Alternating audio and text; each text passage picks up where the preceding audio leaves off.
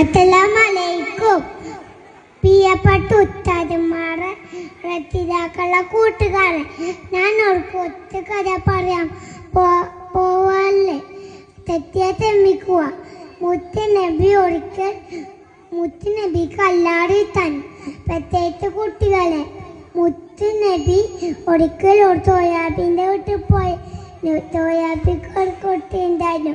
മുത്തുനബി കണ്ട ഉടനെ ആ കുട്ടിയെ കോടിയെടുത്തു വെച്ചു. അപ്പോൾ സോയാബി അബ്ദോത്തോടെ ചോദിച്ചു, നബിയെ അങ്ങ് മകൻ ഉമ്മത്തോ? ഞാൻ ഇന്നൊരെണ്ണ മകൻ ഉമ്മത്തിട്ടില്ല. അപ്പോൾ നബി പറഞ്ഞു, നിങ്ങൾ കുട്ടികളെ തേയിക്കണം, തേയിച്ചാൽ മാറ്റം പോരാ, അത് പ്രേരിപ്പിക്കണം. കുട്ടികളെ തേയിക്കണം, തലോടണം, അവരോടൊപ്പം കളിക്കുകയും വേണം. ഇത് നമ്മുടെ മുത്തുനബിക്ക് ഒത്തിരി കഴിഞ്ഞു. ഇത്രയും പറഞ്ഞോട് ഞാൻ എൻ്റെ കഥ അവസാനിപ്പിക്കുന്നു. അസ്സലാമു അലൈക്കും.